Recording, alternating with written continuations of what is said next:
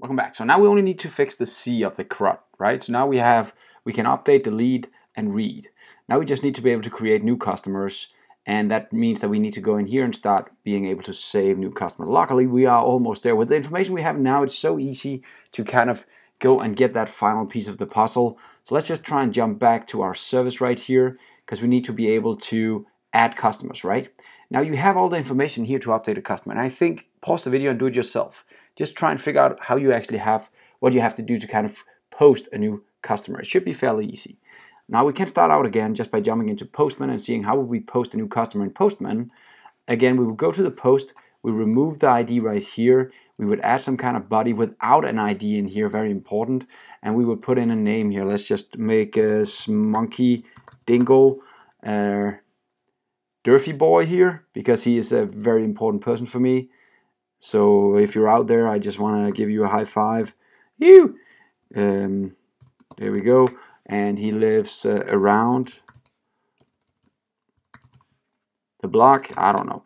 And that pretty much means that this should actually be able to create a new user in our system, a new customer right here. And there we go. He got an ID of 33. So that's what we need to simulate again. So let's try and do that. And let's jump into our add customer. That's where we need to do this. Let's just get rid of all these because they already are changed.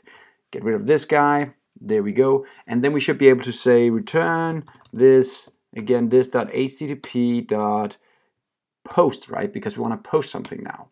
Now we need to put in the URL again, and very simple. This time it's just the API URL. Now also notice, because we're using a REST API and this URL, notice how simple it is to actually start creating these. They look almost the same, the URL, for each of the different event types. Now that was the goal, I think, when they created the REST API this way.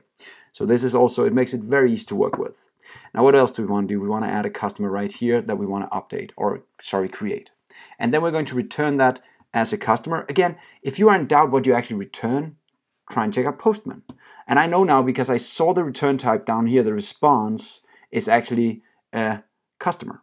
So that's why I can confidently put in customer as the return type here. If you do an update, you'll see the same thing.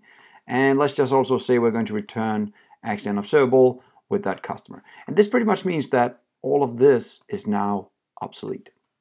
And we don't use it anymore. So there's no more local data. And now look how simple that service is to read, right? Oh my God. So jumping back to, we need to do one thing. In the add, right, we need to start using this. Now we're already using the save. But notice this time there's a small issue right here, because we're actually saying we want to get the customer. That makes sense. Then we want to do this add customer, but we are navigating before the asynchronous call might be done.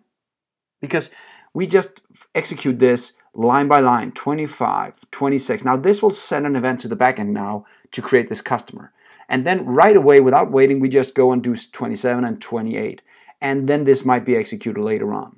Now later when we start adding error handling, this will be a problem. So let's just try and do a subscribe right here instead.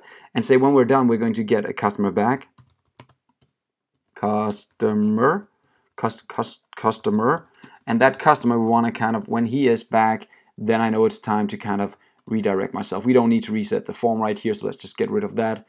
That's not required because we're going to go away. Now we can't call him customer and we don't even need him, so let's just put in the parentheses here again for now. Later on what we can do is pop up a dialog explaining that we just create a new customer, so we're going to do that. But that's fine. Let's just try and see if it works. Dingo Derby Mac Snasky Bingo, and there we are. Save. Right? I didn't do anything. After the update, automatically redirected me back to this page and showed my new user. Sweet. So now you have the post request or the create up and running as well. That was full CRUD, right? So let's jump back to the code and back to the service. You pretty much just did full CRUD with an HTTP client communicating with your backend, and look again how easy that actually is to read. Now we can do so much more. This is just scratching the surface, but let's just keep it simple for now, and actually now you are able to use your backend, which is just perfect. See you next time. Have fun.